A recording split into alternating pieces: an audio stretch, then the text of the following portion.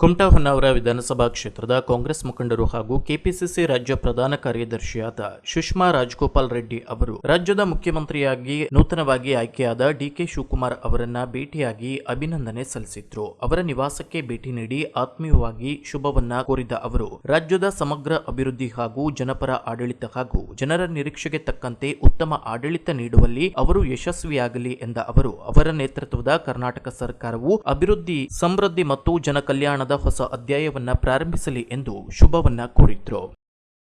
ಇನ್ನು ಕೆಪಿಸಿಸಿ ರಾಜ್ಯಾಧ್ಯಕ್ಷರಾಗಿ ಆಯ್ಕೆಯಾದ ಬಿಕೆ ಹರಿಪ್ರಸಾದ್ ಅವರನ್ನ ಸುಷ್ಮಾ ರಾಜಗೋಪಾಲ್ ರೆಡ್ಡಿ ಅವರು ಭೇಟಿಯಾಗಿ ಶುಭ ಕೋರಿದ್ರು. ಈ ವೇಳೆ ಪಕ್ಷದ ಸಂಘಟನೆ ಮತ್ತು ಮುಂಬರುವ ಜಿಲ್ಲಾ ಪಂಚಾಯತ್, ತಾಲೂಕ್ ಪಂಚಾಯತ್ ಹಾಗೂ ಗ್ರಾಮ ಪಂಚಾಯತ್ ಚುನಾವಣೆ ಎದುರಿಸಲು ಪಕ್ಷದ ಸಂಘಟನೆಯ ಬಗ್ಗೆ ಕೆಲಕಾಲ ಚರ್ಚೆ ನಡೆಸಿದ್ರು. ದಶಕಗಳ ಕಾಲ ಸುದೀರ್ಘ ರಾಜಕೀಯ ಅನುಭವ ಹಾಗೂ ಅಚಲವಾದ ಸೈದ್ಧಾಂತಿಕ ಬದ್ಧತೆ ಹಾಗೂ ಪಕ್ಷದ ಮೇಲಿರುವ ಅವರ ನಿಷ್ಠೆ ಮುಂಬರುವ ದಿನಗಳಲ್ಲಿ ಕಾಂಗ್ರೆಸ್ ಪಕ್ಷದ ಸಂಘಟನೆ ರಾಜ್ಯದಲ್ಲಿ ಬಲಿಷ್ಠಗೊಳಿಸಲು ಹಾಗೂ ಅವರ ನೇತೃತ್ವದಲ್ಲಿ ಪಕ್ಷವು ಮುಂದಿನ ದಿನದಲ್ಲಿ ರಾಜ್ಯದಲ್ಲಿ ಮತ್ತೊಮ್ಮೆ ಅಧಿಕಾರಕ್ಕೆ ಬರುವಂತಾಗಲಿ ಎಂದು ಶುಭವನ್ನ ಹಾರೈಸಿದ್ರು.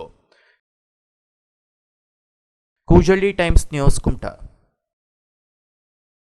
ಕುತೂಹಲಕಾರಿ ಮಾಹಿತಿಗಾಗಿ ಕೂಜಳ್ಳಿ ಟೈಮ್ಸ್ ಚಾನೆಲ್ಗೆ ಸಬ್ಸ್ಕ್ರೈಬ್ ಆಗಿ, ಪಕ್ಕದಲ್ಲಿರುವ ಬೆಲ್ ಐಕಾನ್ ಅನ್ನು ಪ್ರೆಸ್ ಮಾಡಿ.